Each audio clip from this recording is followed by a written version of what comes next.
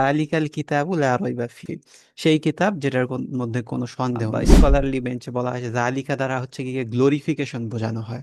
যে কোনো কিছু যখন কাছে আনা হয়, যদি হাজা বলা হয় তখন এটার কাছে থাকে, কাছাকাছি একটু লাভ, এই কেয়ারিং এর জায়গাটা। কিন্তু যখন কোনো কিছুকে জালিকা দ্বারা অ্যাড্রেস করা হবে হাজার বদলে, তখন সেটা গ্লোরিফিকেশন বা সেটা বড়ত্ব বুঝাইতে, মহত্ব বুঝাইতে ইয়া করতে। আমি যদি বলি, চিন্তা করি যে হাজাল কিতাব, এটা যদি আহ একটা ইয়া হচ্ছে, মত হচ্ছে গিয়ে কিতাব দ্বারা এখানে লাউহে মাহফুজে যে সব কিতাব আছে, কোরআন আছে প্লাস অন্যান্য নলেজের যে হোল ব্যাংক, শুরুতে সৃষ্টির প্রথম থেকে শেষ পর্যন্ত সবকিছু লাউহে মাহফুজে সংরক্ষিত আছে, সেটাকে যদি ইন্ডিকেট করা হয় তাহলে হচ্ছে গিয়ে আল্লাহ তাআলা বলতেছেন জালিকা।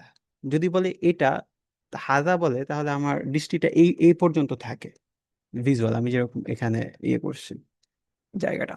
কিন্তু যখন জালিকা, তখন আমার দৃষ্টি অনেক দূরে যায়, অ্যান্ড ওই জায়গায় যাইতে হইলে আমার চিন্তাটা, আমার থটটা, আহ মানে এখান থেকে যদি আমি দূরে কোনো কিছু দেখি, এখান থেকে সাপোজ আমার এই হাত এখান থেকে এই দূরে দেখতেছি, অ্যান্ড এই হাত যখন আমি দেখবো, এটার আশেপাশে যত সিনারিও, এটার পাথওয়ে সবকিছু থেকে আমার ভিশনের মধ্যে আসতেছে।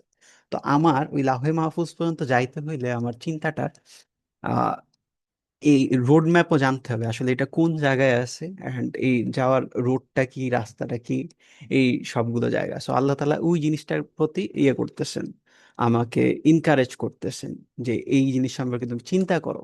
এন্ড সেটা কারা পাবে? একমাত্র এই এখান থেকে লাহে মাহফুজ পর্যন্ত অ্যাক্সেস, যারা হচ্ছে কি মুত্তাকিন, হুদাল্লিল মুত্তাকিন, ফিহি হুদাল্লিল মুত্তাকিন।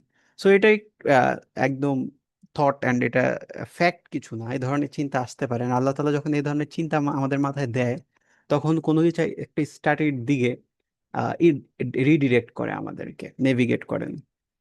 ঠিক আছে, অ্যান্ড নট নেসেসারিলি যে এটা যে ঠিক হইতে হবে এমন কোনো কথা নাই। এটাকে এখন ফ্যাক্ট চেক করবে জায়গাগুলোকে।